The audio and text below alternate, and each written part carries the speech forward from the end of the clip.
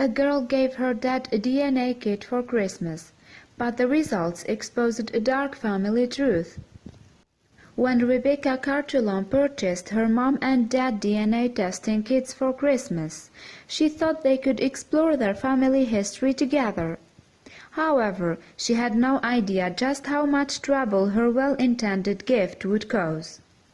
Because when the family received their results back, they uncovered something completely shocking. Now, Rebecca was born in November 1994 to Joseph and Jennifer Cartellone. Growing up, she remained the couple's only child, and her parents loved her very much. In turn, their daughter was eager to learn more about her unique family heritage, which was Italian on her father's side. With that in mind, Rebecca decided to gift her parents DNA tests so that they could learn more about their roots. Furthermore, she would also take a test so they could examine their shared heritage altogether. However, little did she know how much the gift would come to tear her world apart. Recently, the popularity of at-home DNA testing has soared, and the rise has been fueled by the public's interest in family history, which saw genealogy become the second most popular hobby in the United States in 2014. As a result, family history is now a billion-dollar enterprise, with a number of websites, books, and TV shows to its name. Interestingly, genetic testing kits as we know them today first hit the market in 2007. For it was then that 23andMe launched its DNA ancestry test, which took saliva samples. Then, family history giant Ancestry launched its own DNA service in 2012, and by 2019 it was one of the most popular in the world. Indeed, it had accumulated 10 million people on its database. At-home genealogical testing kits require users to provide a DNA sample. With this in mind, they usually contain a spit cap, cheek swab, mouthwash, or even chewing gum. Customers then return the completed kit to a provider, which analyzes the DNA to give an estimate of a person's ethnicity. Now, the results can reveal a fascinating insight into an individual's heritage. However, there are some risks, too. For as DNA genealogy testing has risen in popularity, occasional horror stories have emerged, too. For you see, there are people who have simply been given the wrong results, and then there are those that have made discoveries that have changed their lives forever. So while the equipment is generally sound, the results can be another thing entirely. For example, one man claimed online that he had unknowingly been dating his half-sister after completing a DNA kit. Apparently, his girlfriend had bought them both tests for Christmas. Coincidentally, both of them had been born through IVF with the use of a sperm donor, which they were both aware of. So they secretly hoped to learn more about their paternal heritage. But little did the anonymous couple know that they apparently share a father, and when they received their DNA results, they discovered that they were in fact half-siblings. As a result, it seemed likely that they were conceived by the same sperm donor, much to the Reddit user's shock. Sharing the news in 2019, he wrote on Reddit, "I have to express what my mental state is now. To put it in simple words, I feel traumatized." Now, although the story sounds far-fetched, the man posted what appeared to be the results from the DNA service, too. And he said he had been torn between his love for his girlfriend and the fact they had been unwittingly committing incest. As you can imagine, the discovery left both him and his partner in utter shock and desperately seeking further answers. Elsewhere online there are countless stories of people who found out that their parentage was not what they thought it was. For instance, in 2018, The Guardian relayed the story of a woman named only as Michelle, and she had found out the man who raised her as his daughter wasn't her real father. Indeed, prior to sending off her DNA for analysis, Michelle had taken a keen interest in her heritage. In fact, she had managed to trace her supposed father's bloodline all the way back to the 1600s. However, her results were at odds with what she had learned, revealing that she was around half Italian. As a result, she went to her family for answers. Now, while Michelle's mother claimed not to know anything about her daughter's Italian ancestry, her aunt appeared more clued up. You see, Michelle's DNA results revealed some first cousins in her hometown of Syracuse, New York, who had an Italian surname. And her aunt was able to provide a possible link to the strangers. Yes, her aunt recalled one potential lead, Michelle's mom's prom date when she was 18. For he had happened to have the same last name as the cousins she had been matched with in NY. Sadly, this man had since died, but it now seemed likely that he was her father. As genealogist Debbie Kennett knows, Michelle's experience is not all that uncommon. For she told The Guardian that DNA testing can open a can of worms. Explaining what she meant by that remark, Kennett added, "There have been a lot of secrets covered up in the past, and they are starting to come out." Revealing what happens in such cases, Kennett continued, "When people get these unexpected findings, they tend to distrust the science at first. But even close matches can only reveal so much in isolation. The DNA on its own doesn't give the science. You need the contextual family information as well." As a result of such cases, Catherine St. Clair launched the NPE Friends Facebook group in 2017. Now, NPE stands for Not Parent Expected, and the community is a place where people can come when DNA testing reveals their mother or father is not who they believed they were. In fact, St. Clair created the account after she discovered the man who raised her was not her biological dad. Describing how she felt when she discovered her parentage wasn't as she believed, she told the New York Post in 2018, "You feel completely alone and isolated. It's like having an infection that's deep under your skin that keeps festering, and it's painful, and it's getting worse and worse.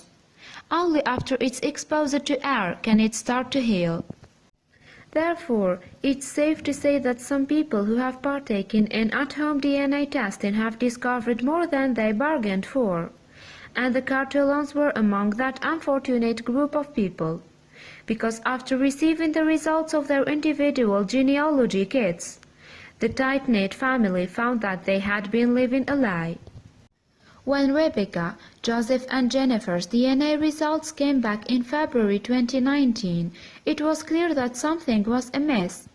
While Rebecca appeared to be matched to her mother, there seemed to be less of a link with her father. In fact, the family discovered that Rebecca and Joseph had no genetic makeup in common. So months later, in August 2019, Joseph revealed what went down in an interview with Good Morning America. Yes, the distraught dad said, "When we looked at the results, what we immediately noticed was that there were no traces of Italian DNA in Rebecca's results at all, and her DNA matched my wife's pretty closely." At first, Joseph believed there was some kind of mistake with the DNA results. As a result, he called the kit's maker to query them, and in response, the company explained the process that the samples underwent. It was then that Joseph began to realize that there was a chance he and Rebecca weren't related after all. So, in order to get to the bottom of the mystery, Joseph and Rebecca took a paternity test, and soon their greatest fears had been realized. They were not biologically connected at all. As Joseph went on to explain to Good Morning America, my disbelief turned quickly to shock, and then ultimately to anger that this could possibly be the case. Trying to find answers to his questions, Joseph had to go all the way back to 1993. It was then that he and Jennifer visited the formerly named Greater Cincinnati Institute for Reproductive Health, after experiencing difficulties conceiving. After seeing what offers they had on the table, the couple decided to try in vitro fertilization. Of course, IVF involves an egg being fertilized with sperm in a lab environment before being implanted inside a woman's uterus. And when the couple underwent the procedure, they were assured that Joseph's sperm would be used to inseminate Jennifer's eggs. So just what went wrong exactly? Well, in the light of Rebecca's DNA results, it appears that sperm belonging to someone else was used during the IVF. As a result, the Cartellone family felt like they had been betrayed. Speaking at a news conference in August 2019, Joseph revealed, "This has been extremely difficult for my family." And Joseph continued, "I never would have imagined the Christmas gift of a home DNA kit would unveil this kind of abuse of our trust. For our daughter Rebecca, it's even tougher.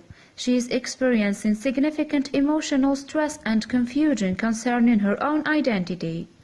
And Joseph added that the results also had a major impact on him. Speaking candidly at the news conference, Joseph said, "It's hard to explain the shock and agony when you find out that someone you love and care for, your own daughter, is not genetically related to you. There is a mix of anger, pain and confusion that comes along with having to accept this and having to break the news to our family." Also revealing Mom Jennifer's reaction, Joseph told the press conference, "She has to deal with the fact that this clinic fertilized her eggs with a complete stranger's sperm and placed them in her body. She is profoundly disappointed that she can no longer give birth to a child with both of our genetics. And that's exactly why we sought the help of doctors in the first place." Given the shocking revelation, Joseph and Jennifer filed a civil lawsuit against the Christ Hospital Health Network, Ovation Fertility Cincinnati, and the Modern Day Lab, the Institute for Reproductive Health. The Cartellones alleged that the original lab that helped them conceive Rebecca had in fact used another man's sperm. So just who was the other man at the center of all this? Well, firstly, the law firm representing the family, Pfeiffer, Wolf, Carr and Kane, specializes in taking on fertility clinics for alleged misconduct. And speaking at the Cartellone's press conference, the firm's managing shareholder, Joseph C. Pfeiffer, said of the family's case, "This is a massive betrayal of trust and an unthinkable break of trust." Furthermore, according to the firm, only one of 5 people could be Rebecca's biological father. Intriguingly, it alleged that one of the men was a doctor at the Christ Hospital itself, which was previously associated with the Greater Cincinnati Institute for Reproductive Health, where Joseph and Jennifer underwent IVF.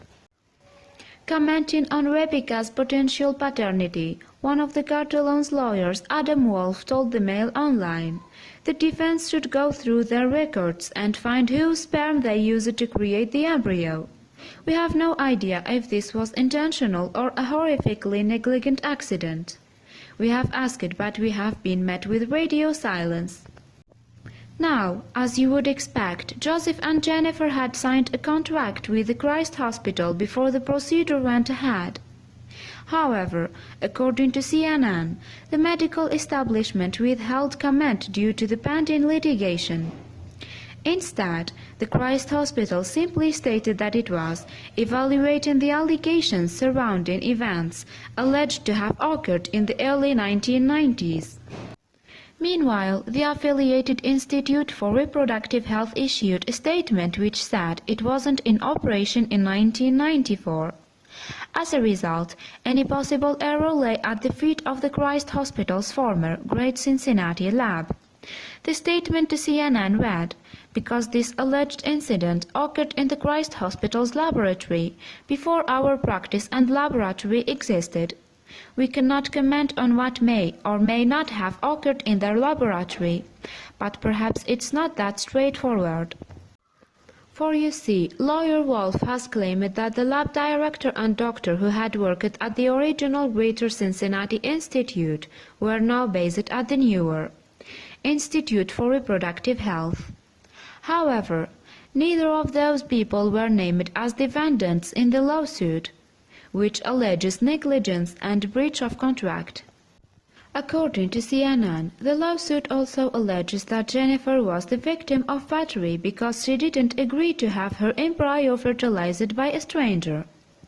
With that in mind, the Cartellones were seeking financial compensation of an unknown sum. Furthermore, they have also requested the name of Rebecca's biological dad and his medical history. And there is perhaps even more mystery. Yes, because according to their lawyer, the Cartellones are also eager to know if Joseph's sperm was used elsewhere. Wolf told NBC-affiliated channel WCMH, "If you provide sperm to create an embryo and you find out that sperm was not used for your daughter, you have to wonder, where did your sperm go?" Mind you, Wolf and his clients also called for a change in the way the fertility industry is run in the U.S. He told Mail Online, "There needs to be mandatory inspections of facilities, consequences if something in the facility goes wrong, and certification requirements for fertility clinics. In most states, you don't even need to be certified to run. In Ohio, you can open up a center in your basement." In the meantime, the Cartellones' lawsuit appears to be ongoing. For them, it might be a long journey to the truth. And during that time, Rebecca can only wonder about who she is, and whether she has biological relatives that she wouldn't otherwise have known about if it wasn't for an at-home DNA test.